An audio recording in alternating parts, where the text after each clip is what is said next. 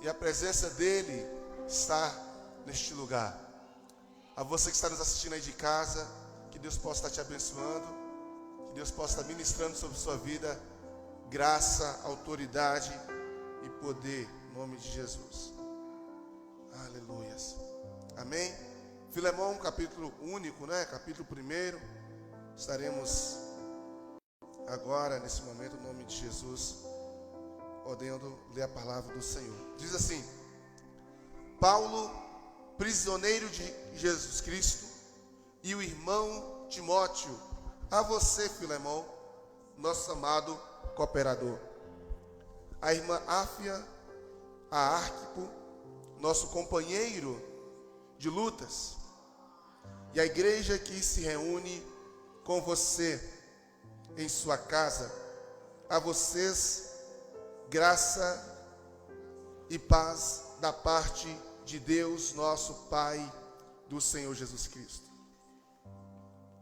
Sempre dou graças a meu Deus por lembrando-me de você nas minhas orações, porque ouço falar da sua fé no Senhor Jesus e do seu amor por todos os santos. Oro para que a comunhão que procede da sua fé seja eficaz no pleno conhecimento de todo o bem que temos em Deus, ou temos em Cristo. Seu amor me tem dado grande alegria e consolação, porque você, irmão, tem reanimado o coração dos santos.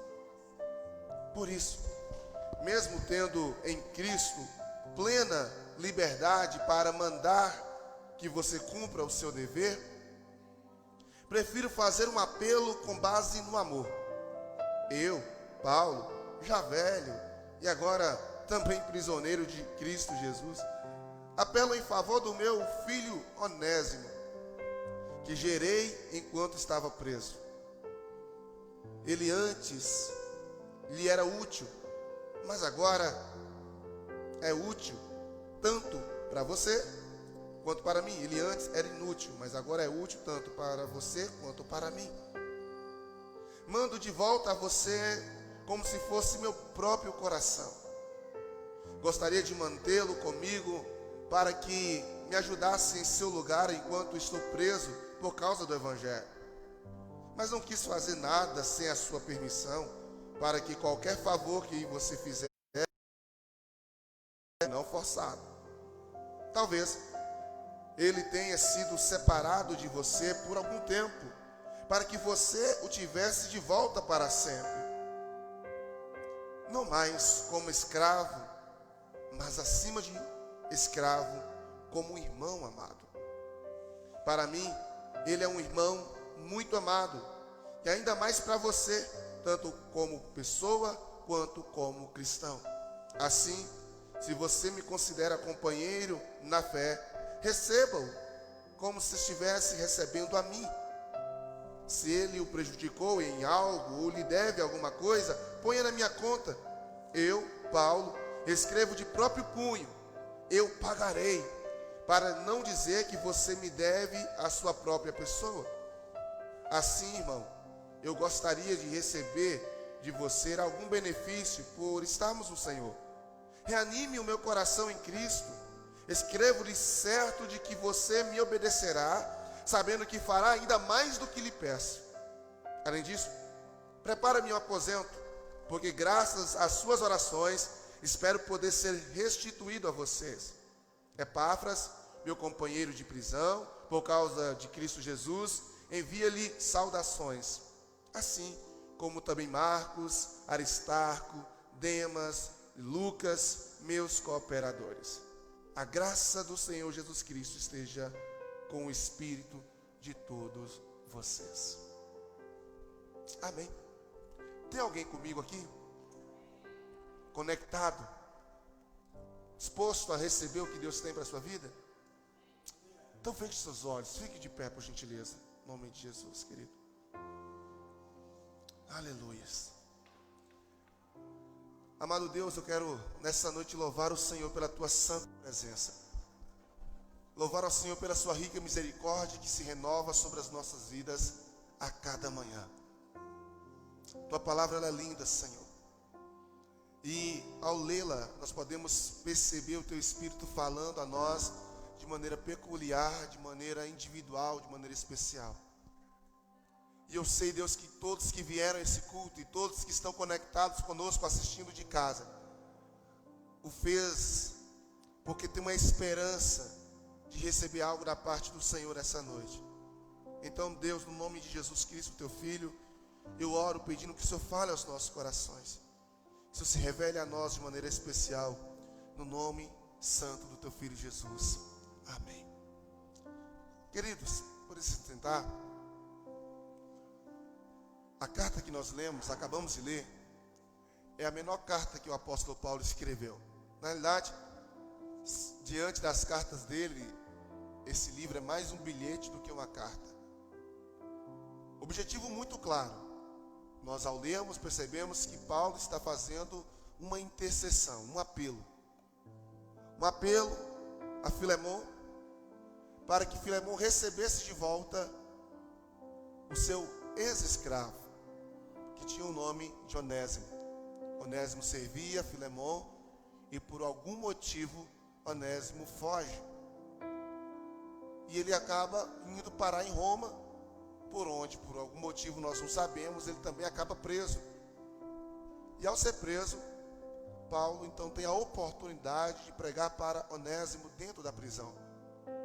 E dentro da prisão, Onésimo recebe a Cristo como Senhor da sua vida. E com isso, Onésimo agora é solto. E Paulo orienta Onésimo a retornar para a casa do seu Senhor, para a casa do seu dono. Eu chego a imaginar que Onésimo ficou totalmente desconcertado, porque ele havia saído da casa do seu dono, do lugar, fugido. Amém, queridos? Ele saiu da casa dele, fugido. Talvez porque comprou alguma coisa e não pagou, talvez porque roubou alguma coisa, não sei. Ou talvez porque era oprimido, ou simplesmente por rebeldia, mas ele sai. Mas lá na prisão ele tem um encontro com Jesus. E então Paulo escreve com o próprio punho, como você viu aqui, com próprias mãos, esse bilhete, para que Onésimo, ao voltar para a casa de Filemon, lá em Colossos, ele pudesse apresentar e dizer o encontro que ele tinha tido com o Senhor. E nessa carta, nesse bilhete, eu vejo Paulo falando algumas características de Filemon, algumas características de Onésimo e algumas características dele. E essas características, irmãos, são a pura expressão de quem verdadeiramente deseja ser discípulo de Cristo. Nós precisamos entender que ser discípulo de Cristo não é uma obrigação, é um chamado que aceita quem quer, aceita quem entende que tem necessidade. Deus não obrigou ninguém a ser discípulo dele, mas Deus convidou a todos, sabe por quê? Porque a Bíblia diz que é da vontade de Deus que ninguém se perca.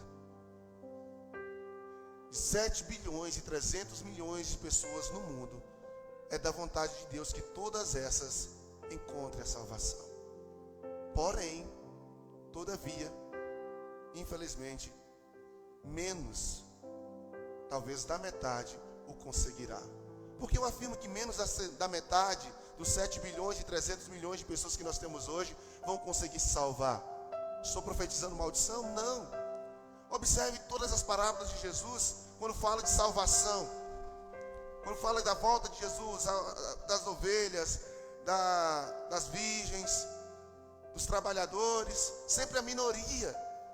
É a minoria que verdadeiramente acaba sendo salva, ou no máximo 50%. Então ser discípulo é uma disponibilidade do meu coração ao ouvir o convite do Senhor. Porém, não basta apenas falarmos que somos discípulos. Jesus disse que pelo fruto se conhece a árvore. Então, não cabe a nós apontar as pessoas, esse não é discípulo, esse vai ser salvo, esse não vai ser salvo. Ninguém aqui pode ser juiz, porque o próprio Jesus disse em João capítulo 3, versículo 14: o Filho do Homem não veio para condenar o mundo, mas para que o mundo fosse salvo por meio dele.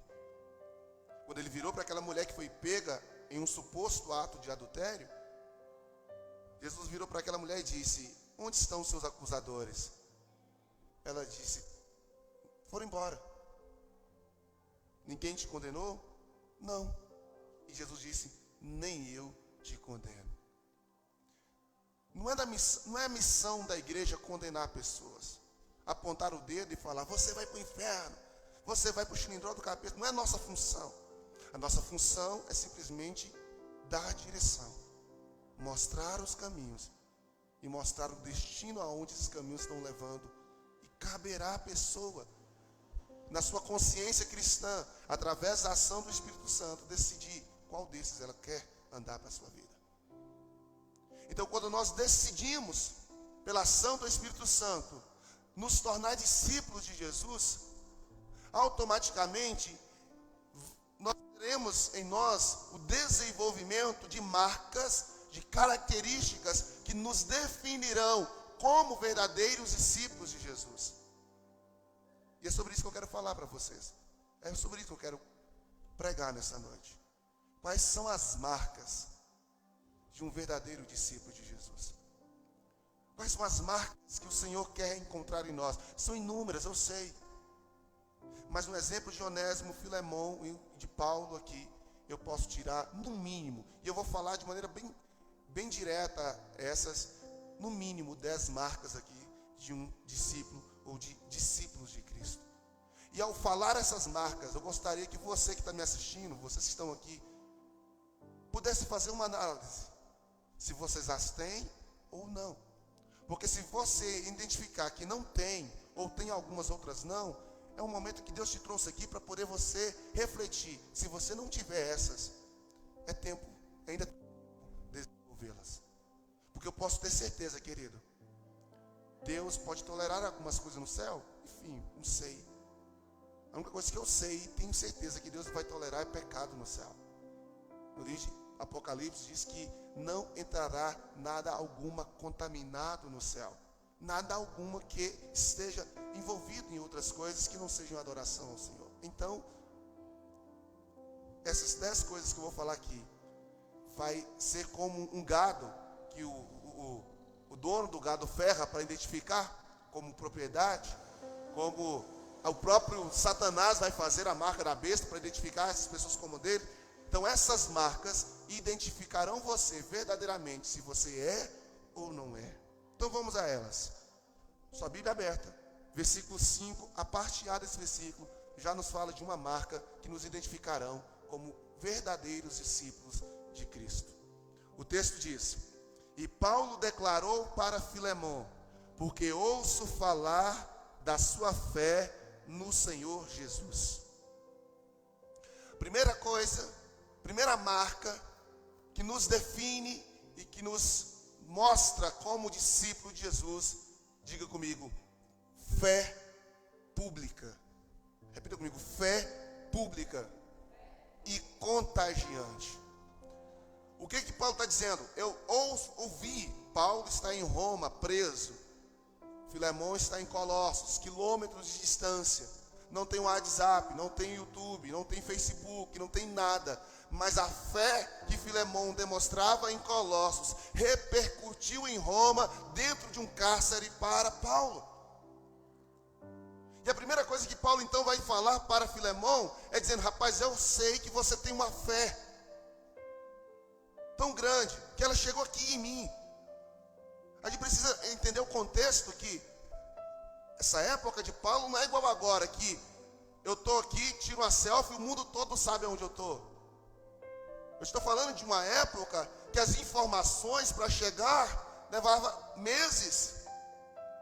Mas a fé de Filemão era tão contagiante, era tão pública, que Paulo, a quilômetro de distância, sabia, conhecia, reconhecia essa fé. Deus nos chama, querido, para demonstrar nossa fé de maneira pública. Muitas pessoas dizem ter fé em Deus, mas tem uma fé reservada para si. Você precisa entender que tudo que você tem de bom, você precisa torná-lo público. Você precisa mostrar a outras pessoas. Foi isso que Jesus disse em Atos 1:8: ficai em Jerusalém, até que do céu vocês sejam revestidos de poder, e vocês serão então as minhas testemunhas na Judéia, Galiléia, até da Samaria, até os confins da terra. O que ele está dizendo? Público.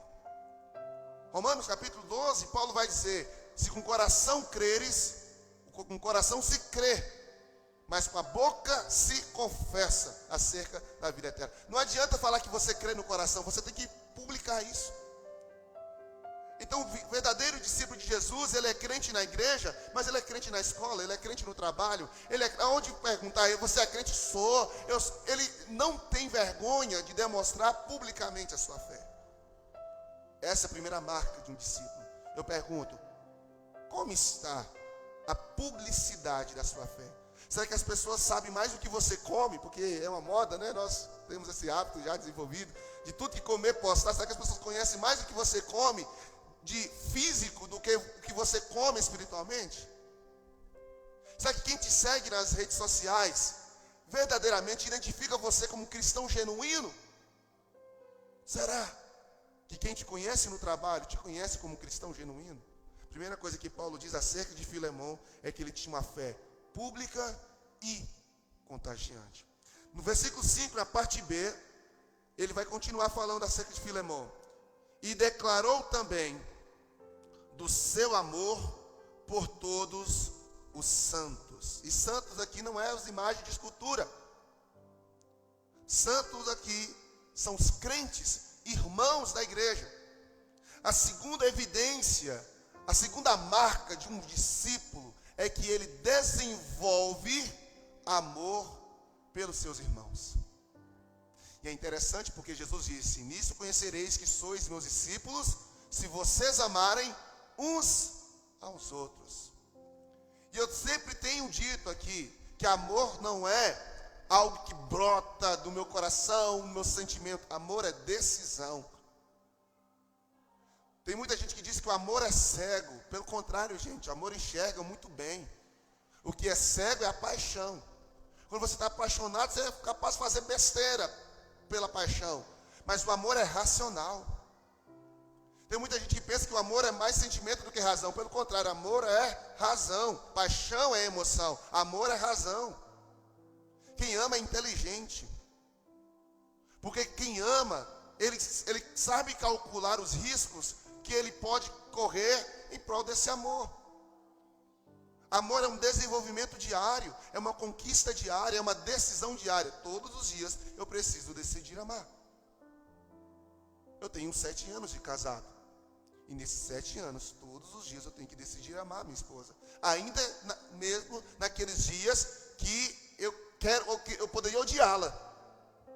Porque quem é casado sabe que tem dia que você quer dar uma de direita, ou você quer... Mas eu decido amar. Quando eu falo isso, querido, porque todos nós temos incompatibilidade de gênero em algum grau.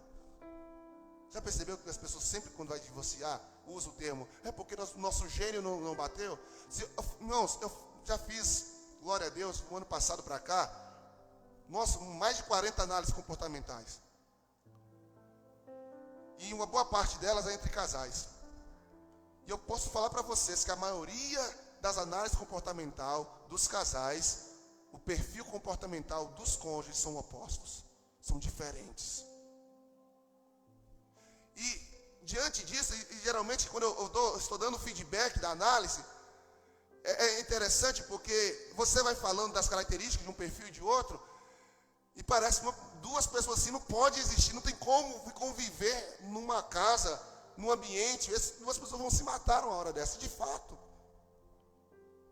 Mas por que as pessoas conseguem superar as diferenças dentro do casamento, as diferenças de perfis? Porque elas decidem assim. Porque elas decidem perseverar, mesmo tendo tantas diferenças. Elas procuram um jeito de se adaptar, de se reorganizar, para organizar os seus sentimentos, as suas emoções, e se adequar àquela realidade, o ambiente ali do meio. E eu estou falando isso porque dentro da igreja, nós teremos inúmeras pessoas de perfis diferentes. Inúmeros. Dentro da igreja aqui eu identifico, se não 100%, uma boa parte dos perfis de todos os irmãos aqui. A maioria. E eu sei que tem uns que não vão bater com o outro, eu sei por quê? Por causa do perfil, mas o amor cristão, ele caminha acima das nossas indiferenças. Eu prego uma mensagem sobre o convite de Jesus. Eu nem sei se eu vou conseguir falar das 10 características hoje, mas eu quero falar isso aqui bem detalhadamente para vocês. Sobre quando nós recebemos o convite de Jesus, quando Jesus, ele convida os discípulos a ir do outro lado do mar, e eles enfrentam aquela tempestade na qual Jesus está dormindo na proa, enfim. E a primeira parte desse sermão é que quem decide ir com Jesus, quem decide entrar no barco, precisa aprender uma coisa: ele está no barco com Jesus e com mais 11 pessoas diferentes dele.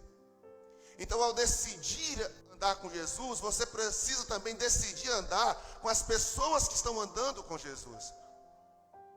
Quando Marta vai abrir a sua casa, Marta não abre apenas a porta para Jesus, ele abre a porta para Jesus, uma renca de gente está com ele. E essa renca de gente que está com Jesus, tem um Pedro que é totalmente estourado, nós temos um André que é totalmente organizado, um analista de carteirinha, nós temos um Pedro que é um dominante, um camarada nervosinho, qualquer coisa está dando, né?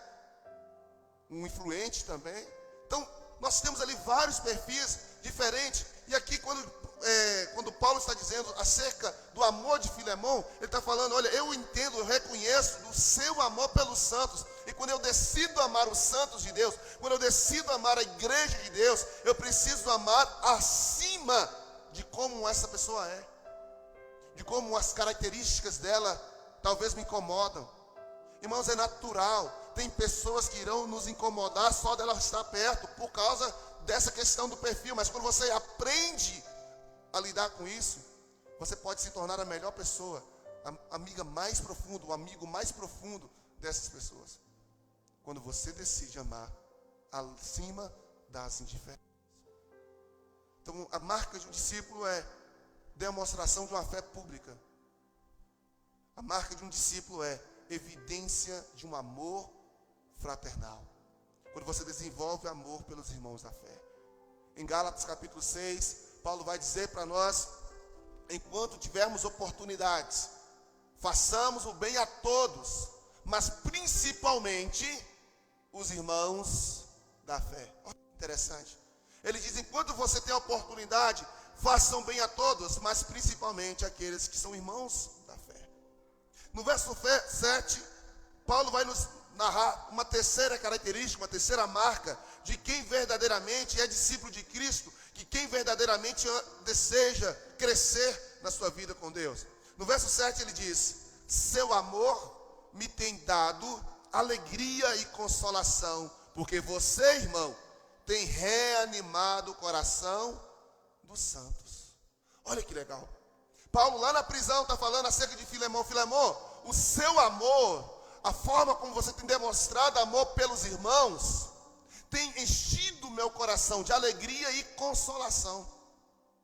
Mas o que mais tem me alegrado é a sua característica de reanimar os corações dos demais. E parece que essa mensagem, querido, Paulo estava com a luneta enxergando 2020, porque nós sabemos que esse ano é um ano que nós encontramos pessoas desanimadas, desencorajadas, com vários fatores. Eu falo porque alguns dias atrás eu fui abençoado com amigos que me encorajou no momento que eu estava muito difícil, passando um momento emocional, muito desafiador.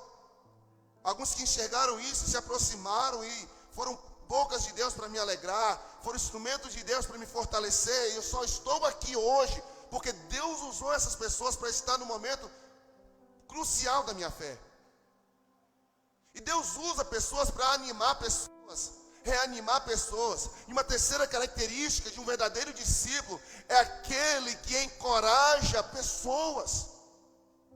É aquele que se permite ser usado por Deus para encorajar demais, encorajar outras pessoas na fé, encorajar pessoas no Evangelho. Nós vivemos sim tempo em que as pessoas procuram muitas outras coisas para fazer, enchem a sua agenda com diversas coisas, e às vezes as espirituais vão ficando para trás. As prioridades espirituais vão sendo esquecidas. E aí é nesse momento que Deus usa a vida de alguém para falar: você não está esquecendo de nada, não.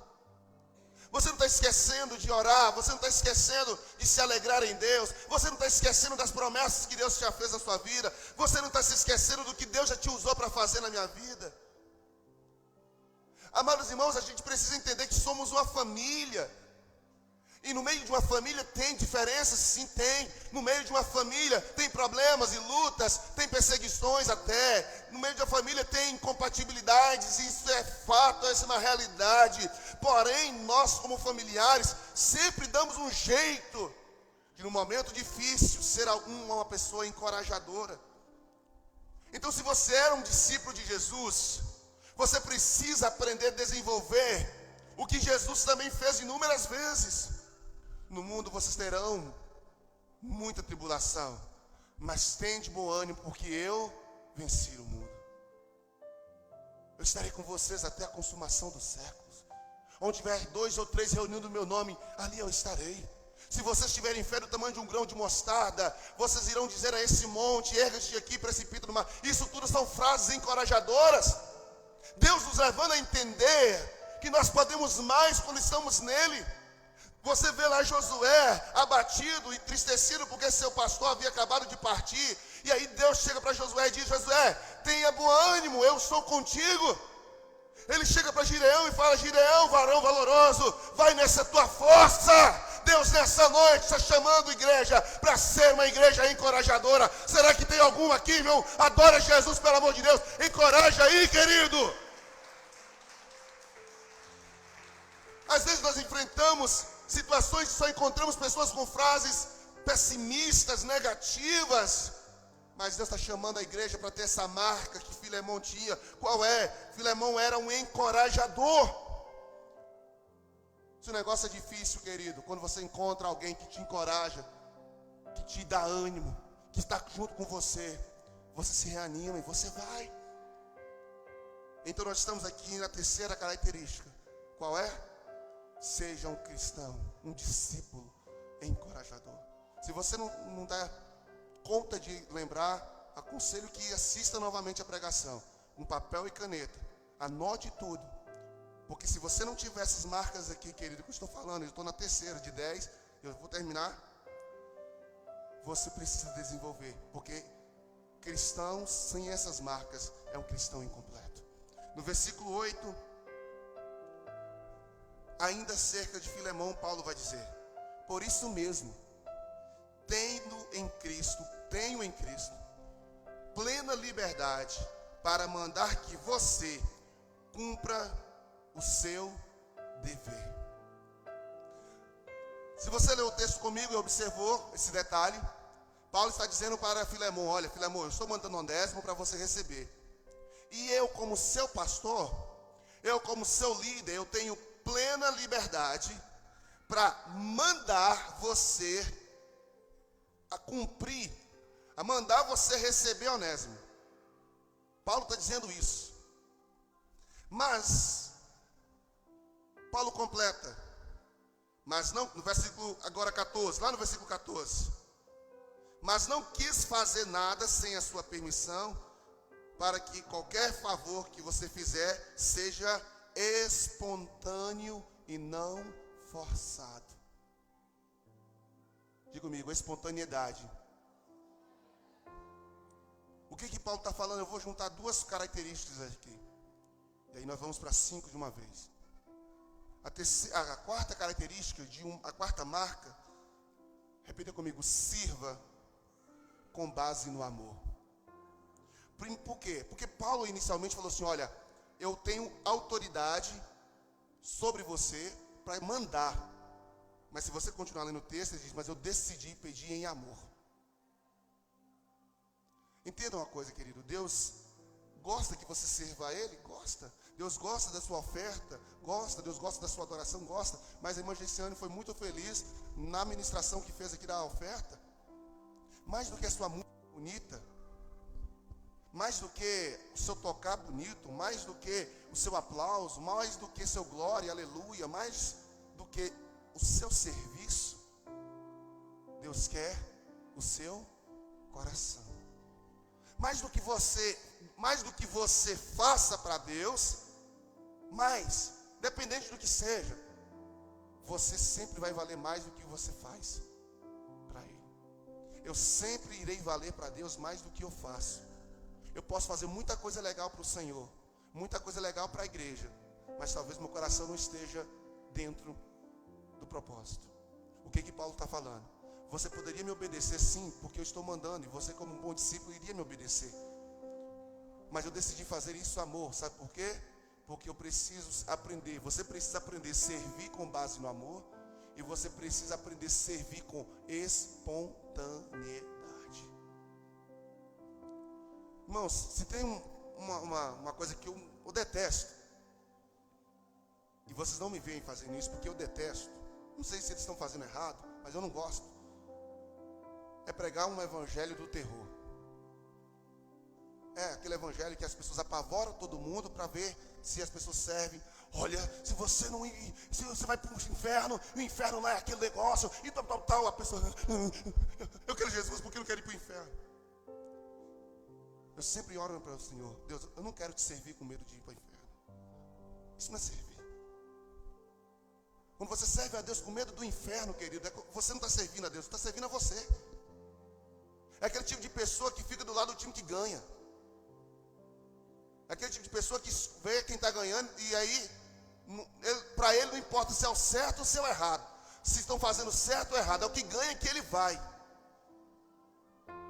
E eu já disse para Deus, eu não quero te servir com medo do inferno, porque isso não é servir, isso é interesse próprio. Eu quero te servir independentemente do que vai me acontecer, do que o Senhor tem para oferecer para mim. Eu quero te seguir por voluntariedade, porque eu sei que um lugar melhor para se estar. Eu quero te seguir pelo Deus que você é. Eu quero te servir pelo que o Senhor fez na cruz para mim como gratidão. Eu preciso seguir a Deus porque eu sou grato a Ele pela morte do filho dele na cruz. Entenda isso. Imagine o que é um pai dar um filho justo, fiel, verdadeiro, para morrer por um bocado de mala, sem alça, que é nós. Eu tenho que servir a Deus por gratidão. Eu tenho que entender que nada que eu faça para Ele vai pagar o que Ele já fez por mim.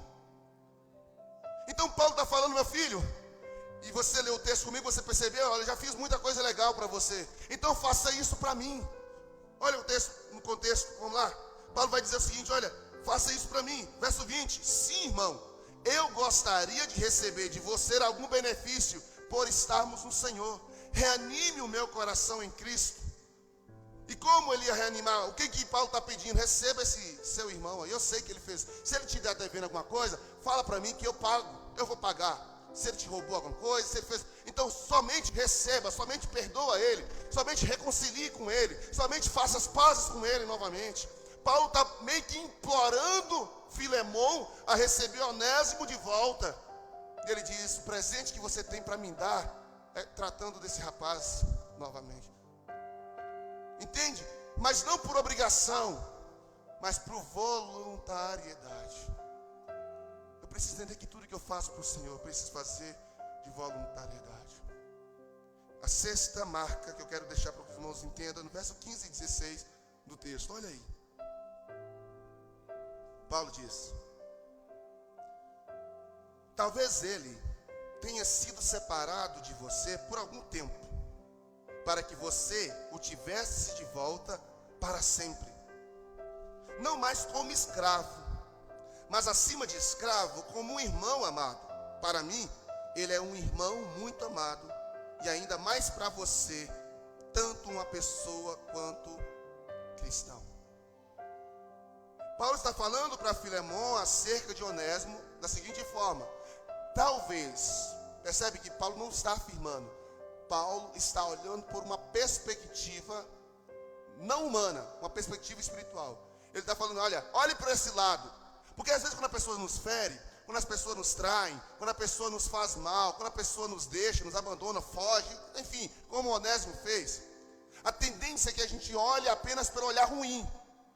Ingrato, me abandonou, essa pessoa não presta porque me roubou. A gente infelizmente é levado pelo coração ruim que a gente tem por natureza, a olhar por uma perspectiva ruim, humana e carnal. Tem muita gente que não perdoa porque a perspectiva dele, o olhar dele é um olhar ainda carnal. Tem pessoa que não consegue amar porque o olhar dele ainda não passou pela metamorfose, a metanoia, que é a transformação de aprender a olhar para o lado espiritual. Então Paulo está falando assim, tira a venda dos olhos e olhe pelo lado espiritual comigo. Veja o seguinte, talvez Deus te privou da presença dele, Deus fez ele sair de perto de você por um instante, para que quando ele voltar, ele permaneça para sempre. Paulo está convidando a Filemon a olhar de maneira diferente para aquela situação que lhe causou dor. Como você tem olhado para as pessoas que te feriram? Qual a forma que você olha para as pessoas que te abandonam? Qual a forma que você olha para as pessoas que te desejam mal? Amados, a maneira como eu olhar para alguma coisa ou para alguma pessoa determinará como eu vou agir em relação a ela.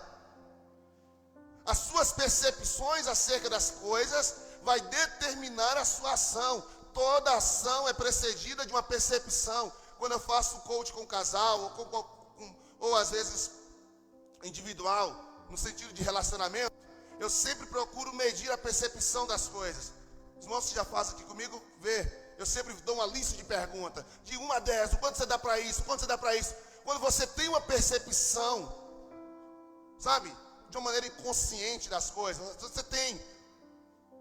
Aí quando você coloca no papel e você vê aquele monte de númerozinho, você vai perceber que aquilo que você achava que era não é, e aquilo que você achava que era e que não era é o problema.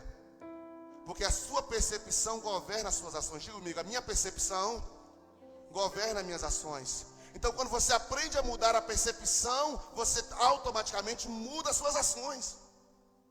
Então Paulo está convidando a Filemon, olhe com os olhos espirituais. Então eu quero falar para você que a sexta marca de um discípulo aprenda a olhar com a percepção espiritual. Aprenda a olhar com os olhos espirituais. Aprenda a ver da maneira que Deus vê. O próprio Deus falou para Samuel, aprende, vocês enxergam de uma maneira diferente de mim. Os homens vê o exterior, eu vejo o coração, o interior do homem. Eu vejo. O próprio Senhor disse, os seus pensamentos não são os meus, e nem os seus caminhos são os meus, porque os meus caminhos são mais altos.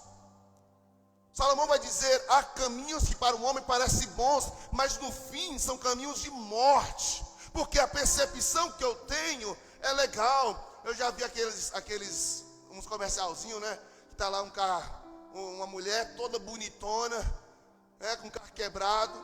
E aí vem 2 irmãozinhos do culto, tal. E ela então toda sensualizando para eles. E aí quando eles vão para parar o carro, o irmão, não, toca o carro, vai embora. Ele, mas é mulher, não, vai embora. Não entendeu o porquê. E quando eles foram embora, a mulher que era bonita se transformou num demônio. Era uma ilustração de um comercial que eu vi. Ou às vezes baixagem também que eu já vi. Quando você está no deserto querendo beber água e tem uma mulherzona bonita mostrando aqui tem água, mas no final lá não era só problema. Enquanto a direção oposta, que não via nada. A percepção de Ló e de Abraão, percebe? As campinas verdejantes que Ló, aquilo é maravilhoso. A sua percepção define as suas ações. Então Ló, aqui deve ser o melhor lugar no mundo. E lá era bonito, verde, mas era uma terra que tinha homossexualismo, prostituição, e a terra que Deus destruiu. Nem sempre o que é bom por fora, querido, tem qualidade por dentro.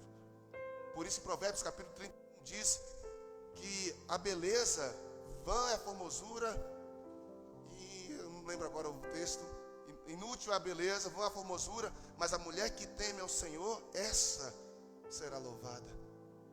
Então entenda uma coisa, olhe pela percepção do céu, não pelas suas percepções. No verso 21, Paulo vai dizer, amém? 7. Escrevo-lhe certo de que você me obedecerá, sabendo que fará ainda mais do que lhe peço. Eu já preguei outros sermões aqui, já falei sobre essa característica de um discípulo. Discípulo não faz aquilo que se pede, os discípulos aprendem a fazer mais do que se espera. Entenda a coisa, querido, me desculpe se eu vou ser rude para quem está me assistindo em casa e para quem está aqui. Quem faz apenas o que se pede, quem faz apenas o que se pede, nunca vai conseguir crescer e evoluir. Fazer o que se pede é mediocridade.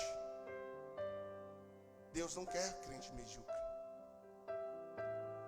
Você pode observar que os homens de sucesso da Bíblia Sagrada sempre deram mais do que se pedia, sempre fizeram mais do que se esperavam. Pessoas de sucesso fazem mais do que ele acredita que deve ser feito. Então a gente precisa entender que no mundo espiritual, olha aquela mulher do Ciro Fenícia, que a filha estava endemoniada lá, e ela dá uma resposta que tira o fôlego de Jesus. Eu sei, Jesus, mas os cachorrinhos comem da migalha que cai da mesa dos senhores. Isso arrebatou Jesus. Aquele centurião lá que sai, não sei das quantas, e chega lá em Jesus e diz, meu servo ficou em casa à beira da morte, e se o Senhor der uma palavra daqui, ele é curado lá. E Jesus disse, nem mesmo entre Israel, eu vi homem com tamanha fé, pessoas que fizeram mais do que se esperam.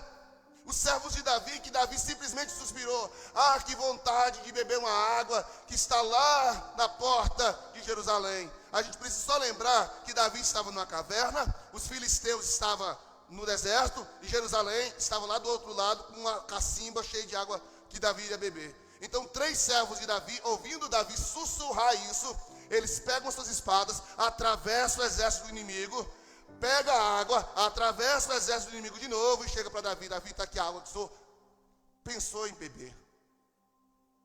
Davi pega aquela água e fala, eu não posso beber essa água, porque vocês arriscaram a vida para poder trazer essa água para mim. Eu vou pegar essa água e vou derramar diante do Senhor como uma oferta a Deus, porque se eu beber essa água é como se estivesse bebendo o sangue de vocês. Fazem mais do que se espera. Vai marcar um evangelismo? É o primeiro que está junto. Vai marcar uma visita, está colado, porque ele não fica esperando receber ordens. Ele não fica esperando receber. Ele sabe que é papel dele, é obrigação dele, ele vai fazer mais do que se espera. Ah, eu sou crente da igreja, então viu, chegou aqui, a igreja está suja. Faz mais do que se espera, meu irmão. Pega lá a vassoura e limpa. Viu que as coisas estão desorganizadas? Seja um cristão em alto nível, em qualquer coisa que fizer. Sabe como Jesus gosta tanto de pessoas que fazem mais do que se espera? Jesus chegou a dizer assim, se alguém te obrigar a caminhar 1 milha, o que Jesus disse? Caminhe com ele 2. Se alguém te roubar a capa, dá a ele a túnica. Será que nós somos medíocres? Vivemos um evangelho medíocre, sabe por quê? Porque a gente faz uma listinha do que pode e que não pode, e fica só nesse crente evangelho minha boca, que faz o que pode, for fazendo o que pode. Gente, eu tenho muita tristeza quando alguém chega para mim e fala assim, olha, eu vou fazer o que pode. Fulano, você está escalado para fazer determinada coisa. Tudo bem, pastor, pode deixar, eu vou fazer o que pode. O que pode? Tudo bem. Recebido. Mas é medíocre. E eu, quando eu falo medíocre, eu não estou xingando, eu estou falando mediano. Tá? Medíocre de mediano, abaixo da média. Sabe a frase que vocês sempre me ouviram falar nessa igreja, de quando eu ouvi ela, eu me apeguei para mim também ela. Faça o melhor com o que tem, enquanto não tem condição de fazer melhor ainda. Quando eu ouvi essa frase de Cortella, eu falei, isso aí, porque Deus nos chamou para fazer mais do que se espera. Versículo 22, na parte A do versículo diz, além disso, Paulo falando ainda para Filemon, além disso, prepara-me um aposento. Por quê? Porque Paulo pretende voltar para Colossos. Paulo está preso, irmão. Mas Paulo está tendo tanta fé que ele vai ser solto, que ele está falando, olha, aproveita e já prepara para mim um lugar para eu ficar, um aposento para mim. E o que eu aprendo com isso é que tem muitos de nós, discípulos do Senhor, que queremos seguir a Deus com o meu serviço, eu sirvo a Deus no ministério, mas eu tenho dificuldade de servir com os meus recursos. Eu tenho dificuldade de tirar a mão do bolso para abençoar. Eu tenho dificuldade de tirar a mão do bolso para investir. E Paulo está falando, olha, além disso que eu estou te pedindo, que é uma... Porque quando você olha, ele falando para Filemão receber Onésimo, a gente pensa, é assunto espiritual. Mas na hora que ele vira a chave aqui e fala, prepara-me também um quartinho, um aposento, a gente acha que isso é carnal, ou é material. Paulo preocupado com material, entenda, irmão? Investir, ofertar, dizimar, é tão espiritual do que mandar amar. Receber e perdoar. Falar sobre finanças dentro da igreja é tão espiritual quanto você falar sobre amor. Eu já disse para vocês, a minha irmã, eu também gosto sempre de lembrar disso. A minha dificuldade de falar de dinheiro e de finanças na igreja, a partir do momento que eu entendi que falar de dinheiro, de finanças, de recursos, é tão espiritual quanto falar de amor, perdão e de reconciliação, essa chave minha mudou. Quem era dos 3 primeiros anos da igreja aqui, enfim, eu deixava para falar de oferta no final do culto, sem o microfone, eu falei, irmão, não vai embora sem antes ofertar na casa de Deus, não. Eu falava assim, já preparando para desligar as coisas. Porque eu tinha receio de falar. Mas a partir do momento que a minha chave mudou, que eu entendi de falar de dinheiro é tão espiritual quanto falar de amor, perdão, a chave mudou. Porque a gente precisa entender, querido, que Paulo viajava a Roma, Filipenses, Colossenses, ele chegou a ir à Europa. Quem pagava as embarcações de Paulo? Quem? Lucas 8 diz que Jesus ia para, a Bíblia diz que Jesus ia para tudo quanto é canto, Nazaré, Judéia, Galiléia. Jesus já foi para esse lugar tudo, terras de Sidom. E Jesus ia. Quem dava comida para Jesus? Quem era que alimentava os apóstolos dele? Nós temos que saber que no mínimo tínhamos um apóstolo que tinha família. Quem é que estava cuidando da família dele? A sogra, que é Pedro. Irmãos, Lucas 8 diz que Jesus era seguido por mulheres que investiam financeiramente no ministério de Jesus. Paulo vai dizer de igrejas que investiam financeiramente em seu ministério. Falar de recursos financeiros é tão espiritual que falar de amor, perdão e reconciliação e tantos outros temas espirituais que nós achamos. E às vezes a gente tem receio de falar desse negócio. Eu falo, porque eu vivi isso, eu vivi muito tempo com receio de falar. Mas quando eu aprendi, a minha chave mudou. Porque um verdadeiro discípulo aprende a servir com seus recursos. Ele não é apegado à bênção. Sabe uma coisa que alguém falou, mas por que a igreja precisa de dinheiro? A gente tem que entender que o fato da gente ofertar e dizimar é porque Deus está nos treinando e nos ensinando a ser desapegado das coisas materiais. Se você não tem o hábito de tirar 10% do que você ganha para ofertar na casa de Deus, é porque seu coração está tão apegado que você acha que se você tira esses 10% vai te fazer falta. Você não vai pagar as contas do mês. E aí você para pensar que você não paga as suas contas por mês porque você não devolve os 10%. Você não paga as contas por mês porque você não tem organização financeira. Aí é muito mais fácil falar que eu não pago porque eu me divido por causa dos 10% da igreja, do que admitir que eu sou mau gestor dos recursos que o Senhor colocou na minha mão.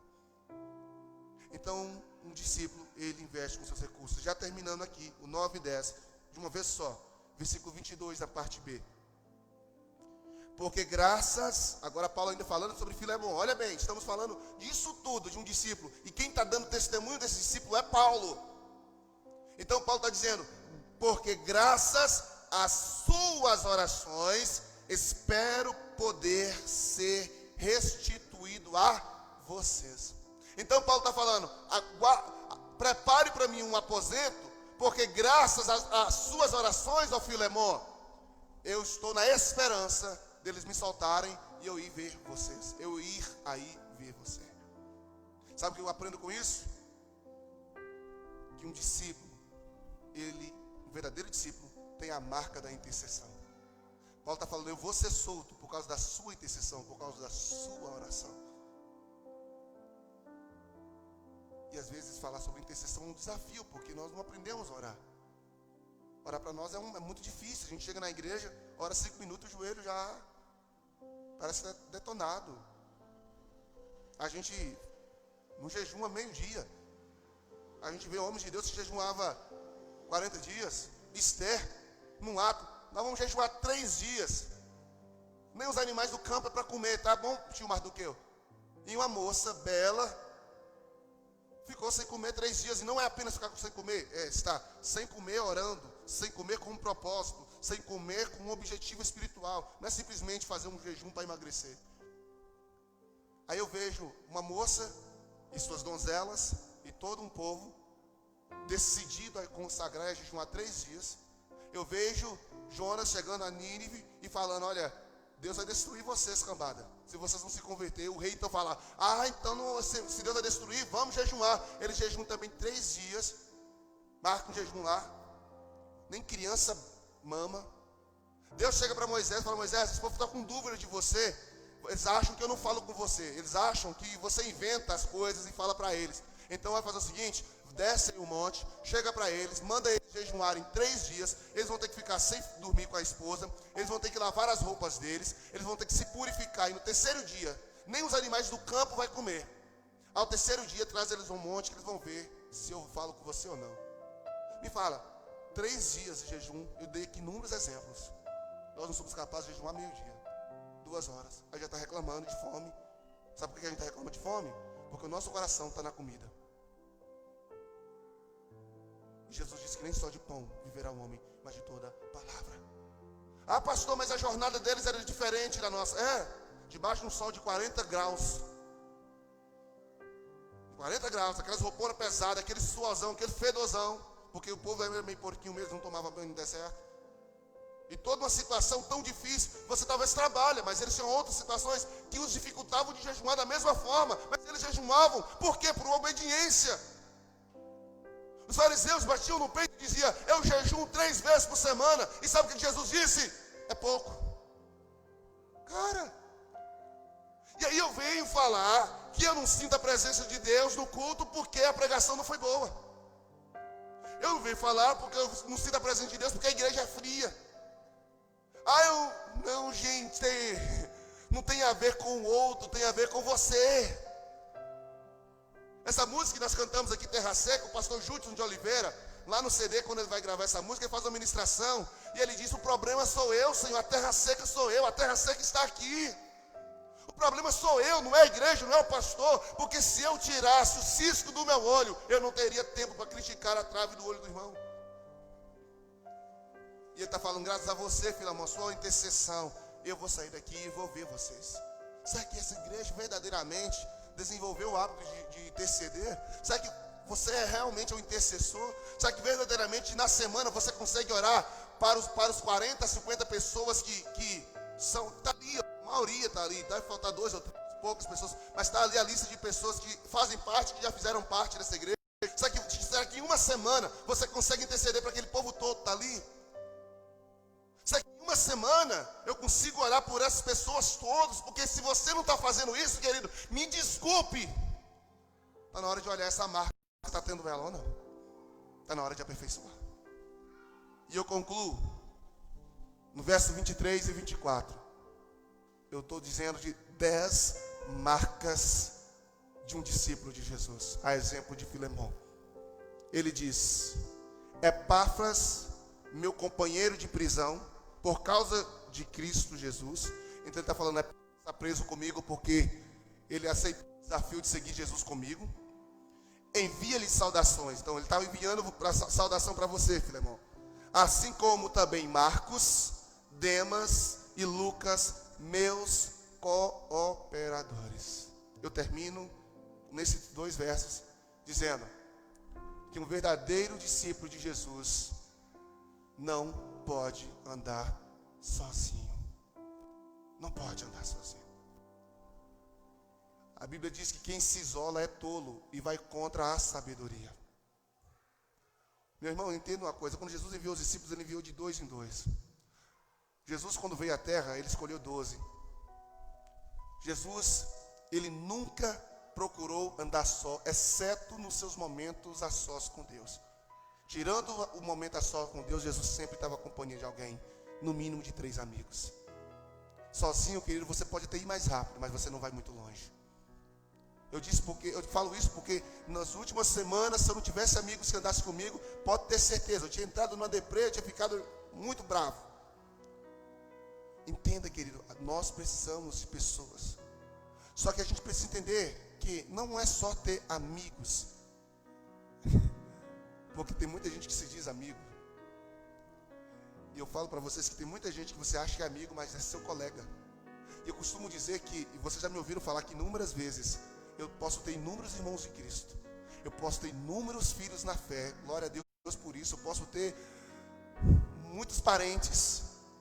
Mas amigos são poucos.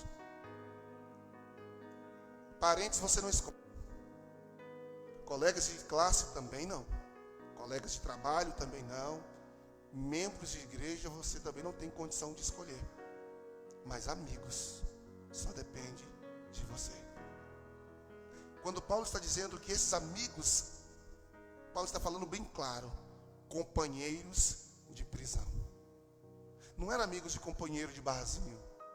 Não eram amigos de companheiro de chope, ou companheiros de diversas coisas que a gente às vezes é muito bom para ser companheiros. Ele está falando, eles são companheiros das minhas prisões. Esses homens estão sendo presos por causa de mim. Eles não me abandonaram. É por isso que ele fica tão chateado quando ele está prestes de morrer. Lá em 2 Timóteo, que ele escreve para Timóteo, ele fica tão triste porque muitos ali, supostos amigos, o abandonaram. Capítulo 4, ele vai dizer, Demas foi para Dalmácia, e esse foi para tal lugar. Então Timóteo, venha vir depressa, porque eu estou só. Porque Paulo reconhecia que as lutas que enfrentamos, elas ficam mais fáceis de ser vencidas quando estamos ao lado de pessoas que são verdadeiramente nossos amigos.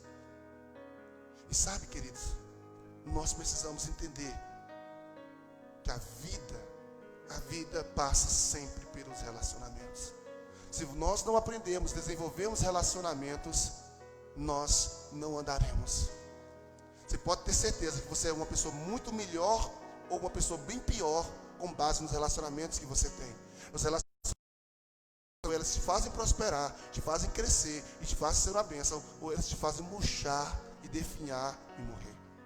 A qualidade dos seus relacionamentos determinarão também a qualidade da sua fé. Isso é forte, querido. Os meus relacionamentos, eles podem me aproximar de Deus quanto me afastar dele. Os meus relacionamentos podem me encorajar no momento de prisão como esse que Paulo estava, ou simplesmente trazer desespero. Então a 10ª marca de discípulos de Cristo são aqueles que aprendem a desenvolver relacionamentos saudáveis. Quem são seus amigos? Quem são as pessoas mais próximas de você? Você já sabe que você é a média das 5 pessoas mais próximas de você. Dá uma olhadinha nas 5 pessoas que você tem mais comunhão. E observa, você queria ser algum deles? Você vê mais qualidades ou mais defeitos nessas pessoas? Entenda isso, querido. Essas 10 marcas, querido, se você não anotou, não guardou alguma delas, assista de novo. Porque Deus está nos chamando a ser melhores discípulos dele. Deus não nos chamou para ser crente. Nos chamou para ser membros de igreja. Deus não nos chamou para ser evangélicos. Deus nos chamou para sermos discípulos. Você pode ficar de pé? Vamos orar. Oh Deus, muito obrigado pela sua bondade, Jesus. O mundo quer que nós sejamos qualquer coisa, Deus, menos discípulos. E eu sei que por mais que eu falei dessas 10 características aqui, Deus, eu, Patrick, vejo que algumas delas eu ainda não desenvolvi. Eu sei que não é fácil desenvolver elas, meu Senhor. Mas eu sei que é necessário. É necessário, Pai amado, para que eu possa verdadeiramente adentrar os portões celestiais. é necessário ter relacionamentos saudáveis, é necessário aprender a desenvolver a intercessão, é necessário várias dessas coisas, meu Pai, que o Senhor nos falou hoje. Mas tudo isso só vai começar a desenvolver em mim, primeiramente, eu me voltar ao Senhor e eu reconhecê-lo como meu Salvador e Senhor. Meu Pai, em nome de Jesus, nessa noite eu oro, Pai, porque eu sei que é difícil, eu sei que não é fácil. Falar talvez é muito mais fácil, meu Pai, mas viver isso é tão desafiador para nós. Amar pessoas pessoas que têm um gênio diferente, ou características. Oh Deus, viver em comunhão é tão difícil, mas é necessário, Senhor. É necessário, porque nós só conseguiremos crescer se formos um. O Senhor mesmo disse que um reino dividido não prospera, e esta igreja só vai prosperar se nós andarmos juntos, se nós fazemos mais do que se espera de nós, se nós não sermos medíocres, mas sermos eficientes, meu Pai. Deus, então nesta noite que essa palavra, essa semente, Deus, brote em nossos corações, brote dentro da nossa alma e produza frutos a 100 por 1, Senhor. Deus, eu oro em nome de Jesus, pedindo que o Senhor fortaleça cada um de nós aqui, os irmãos ouvintes de casa, os que irão assistir essa palavra posteriormente no YouTube. Meu Pai, no nome de Jesus Cristo, eu sei que é uma palavra desafiadora, mas é uma palavra motivadora e encorajadora. O Senhor hoje nos encoraja a ter a marca. Muita gente faz tatuagem no corpo para marcar um sentimento, para marcar uma emoção, para marcar a participação em uma tribo, em um grupo de pessoas. Mas a marca da qual nós pertencemos, elas são espirituais, são essas aqui, Senhor, e é possível sim desenvolver se tivermos o Espírito Santo em nós. Então nessa noite, Pai, no nome de Jesus, que o Teu Espírito nos convença de toda essa realidade e nos ajude, meu Senhor, a desenvolver esse hábito, essas características que foram mencionadas hoje, e que nós possamos ser perfeitos. Sim, Deus, sermos perfeitos, fazer o nosso melhor, meu Pai, ainda com as nossas limitações, que o Teu Espírito Santo trabalhe em nós, nos levando a aperfeiçoarmos e cumprir o Seu propósito. É o que eu te peço nessa noite, Pai, no nome de Jesus, ainda com seus olhos fechados. Eu quero convidar você que é um discípulo de Jesus, ou que já foi um discípulo de Jesus, ou que ainda não é, mas que entende que é uma necessidade da sua alma, não por medo de ir para o inferno, não por medo do castigo, não por medo do que possa acontecer, mas por amor e gratidão. Fala: Senhor, eu sei que o que o Senhor fez por mim naquela cruz não tem preço, e a única forma de agradecer ao Senhor não é dando minhas coisas, mas dando a minha própria vida. E eu quero, Senhor, entregar a minha vida ao Senhor. Eu quero me entregar no Teu altar. Querido, não perca essa oportunidade de se tornar um discípulo de Jesus, ainda que seja desafiador. Não perca a oportunidade. Deus hoje quer fazer essa tatuagem na sua alma. Deus hoje quer fazer essa marca no seu interior. Ou na realidade Deus quer refazer. Talvez você já foi marcado um dia, talvez você já teve isso um dia, já foi um discípulo, uma discípula verdadeira, mas nessa noite talvez está como Onésimo, longe, afastado. Mas Filemon representa Deus. Onésimo representa o homem pecador que fugiu da presença de Deus porque cometeu um erro, uma infração. Mas Paulo representa Cristo, que intercede ao Pai em favor de nós. Eu quero te falar, meu irmão, que não importa o que você fez, para onde você foi, não importa em que prisão que você se aprisionou devido a você ter fugido da casa do seu Senhor, mas nesta noite Jesus, que representa Paulo, e Paulo que representa Cristo, nesta noite ele está dizendo para você: é tempo de voltar para casa, e você pode ficar tranquilo que o seu Pai vai te abraçar. Ele não vai te condenar, Ele não vai te jogar fora, porque Jesus disse: aquele que vem a mim, de maneira alguma o lançarei fora. Vinde benditos do meu Pai, para o reino que você está preparado antes da fundação do mundo. Há um convite sendo dispensado para você hoje. Você que me assiste em casa, que talvez você está afastado do Senhor, há um convite sendo liberado para você agora. Você que está me assistindo Talvez 2, 3 dias depois que essa pregação está acontecendo, ainda há uma chance, há uma oportunidade. Ei, Deus te chama para voltar para a casa do seu pai, do lugar de onde você nunca deveria ter saído, a restaurar os relacionamentos que foram quebrados, principalmente o relacionamento do seu maior amigo, que nunca te deixou nem mesmo em suas piores prisões, Jesus Cristo. Se nessa noite você quer tomar essa decisão, é você e Deus. E faça como Paulo disse, confesse publicamente, levanta a tua mão e retorne para casa do seu pai. Eu quero orar por você. Você que está aí, você que está aqui e quer voltar, confesse Jesus publicamente, dizendo: Senhor, agora, diante de todos, eu estou regressando para a sua casa. Tem alguém nessa noite, irmãos? Aleluia. Se você estiver assistindo esse vídeo e entender essa verdade, você vai encontrar nosso contato aí, e você vai poder entrar em contato conosco, porque eu quero orar por você, eu quero cuidar de você. Sei que você é precioso para o Senhor. Deus, muito obrigado, meu Pai, porque eu sei que o Senhor nos chamou para ser discípulos. Eu sei que essas marcas que nós aprendemos hoje, elas precisam ser tão naturais em nossas vidas, que não vai nos causar estranheza. Mas ainda, Deus, nós não nos aperfeiçoamos ainda de maneira tão grande. Então eu peço nessa hora que o Senhor nos ajude e nos aperfeiçoe, para que possamos desenvolvê-las na medida do tempo, e que quando o Senhor voltar, Senhor, o Senhor encontre cada um de nós e possa conferir se tem a marca ou não. Porque quando nós temos a marca da promessa, quando nós temos a marca de Cristo, sangue no umbral da porta, o inimigo não toca, Pai. Eu quero agradecer ao Senhor pela palavra que foi ministrada ao nosso coração.